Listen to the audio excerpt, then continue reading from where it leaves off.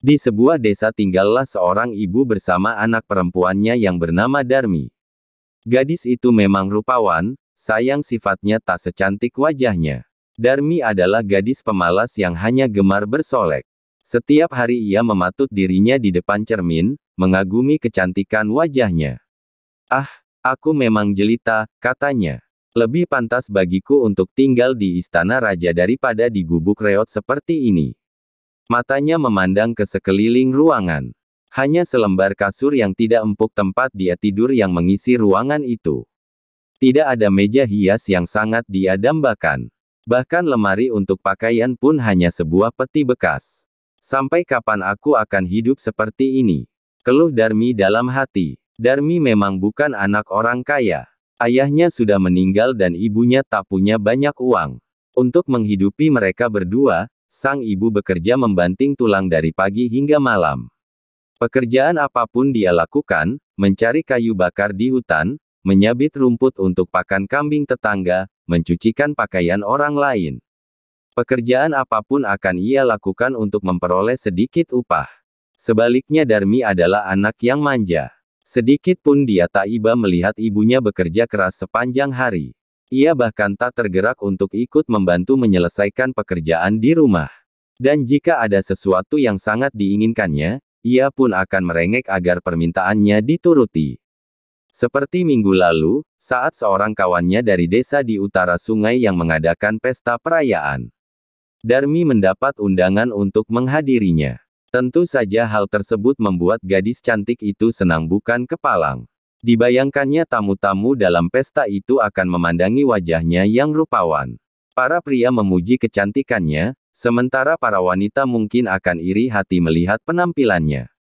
Namun tiba-tiba Darmi teringat bahwa ia tak memiliki pakaian yang pantas dikenakannya di pesta tersebut. Segeralah ia mencari ibunya yang sedang memasak di dapur. "Ibu, tolong belikan aku pakaian dan selendang baru. Lusa akan ada pesta di desa utara sungai, dan aku tak punya pakaian yang pantas." "Bajuku sudah usang semua," kata Darmi merengek.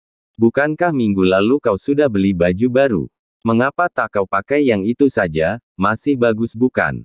ujar sang ibu. "Ah, tidak mau. Baju yang itu sudah pernah aku pakai, malu dong pakai baju yang itu lagi. Apa kata orang nanti? Ayolah, Bu belikan aku pakaian lagi."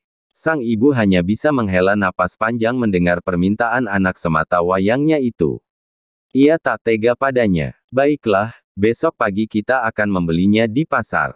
"Tidak mau," teriak Darmi kasar. "Aku tidak mau pergi ke pasar dengan ibu. Sebaiknya ibu berikan saja uangnya padaku agar aku bisa membelinya sendiri." "Tapi, Darmi, besok ibu harus ke pasar terlebih dahulu untuk menjual kayu bakar yang ibu dapatkan hari ini. Setelah terjual, baru uangnya bisa kau belikan pakaian. Bukankah lebih baik kita berangkat ke pasar bersama-sama?" Darmi terdiam. Ia sebenarnya tak ingin pergi ke pasar bersama ibunya. Ia malu dan khawatir jika ada orang yang melihatnya berjalan bersama wanita tua itu lalu mengejeknya. Akan tetapi, gadis itu tak punya alasan untuk menolak, sebab tanpa uang hasil penjualan kayu bakar, ia tak mungkin bisa membeli pakaian baru. Akhirnya, Darmi masuk ke kamarnya sambil cemberut dan menggerutu. Keesokan paginya, mereka bersiap hendak ke pasar. Darmi terlihat sangat cantik dengan baju merah mudanya yang terlihat mahal, sementara sang ibu mengenakan pakaian Yusuh. Darmi berjalan cepat sekali, membuat ibunya tak mampu mengikutinya. "Hai, Darmi, mengapa kau berjalan cepat sekali meninggalkan aku di belakangmu? Kau tahu aku tak kuat menyusul langkahmu."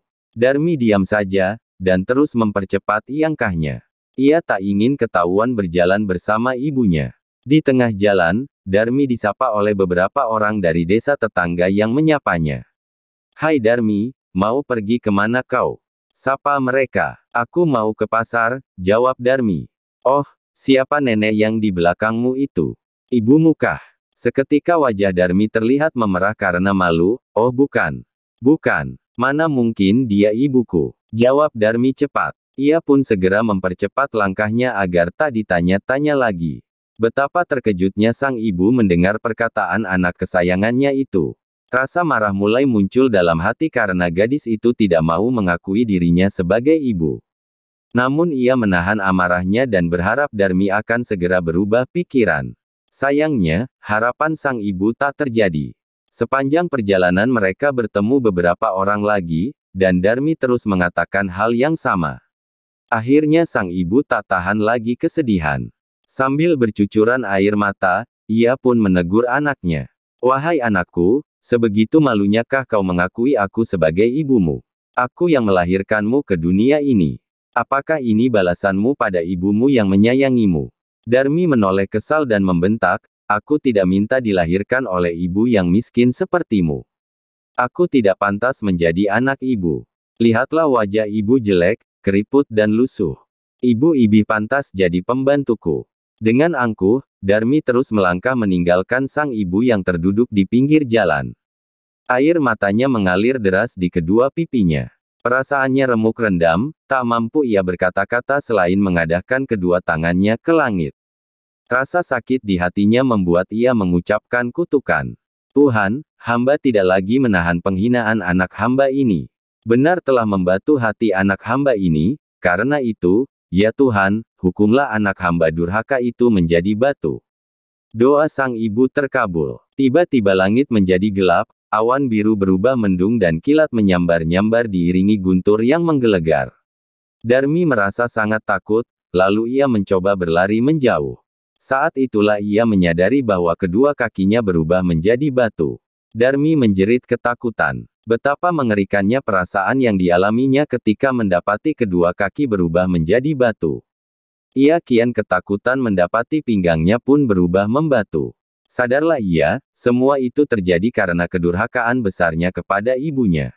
Maka dia pun berteriak-teriak, "Ibu, ampuni aku. Ampuni aku. Ampuni kedurhakaan anakmu ini, Bu." Namun, semuanya telah terlambat bagi Darmi. Sang ibu hanya terdiam. Sama sekali tak berusaha mengabulkan permohonan anaknya yang telah berbuat durhaka terhadapnya. Ia merasa telah cukup mengalami penderitaan yang diakibatkan anaknya itu. Hingga akhirnya seluruh tubuh Darmi berubah menjadi batu. Batu jelmaan Darmi itu terus meneteskan air seperti air mata penyesalan yang menetes dari mata Darmi. Orang-orang yang mengetahui adanya air yang terus menetes dari batu itu kemudian menyebutnya batu menangis. Sekian dan terima kasih, mohon maaf jika ada kesalahan.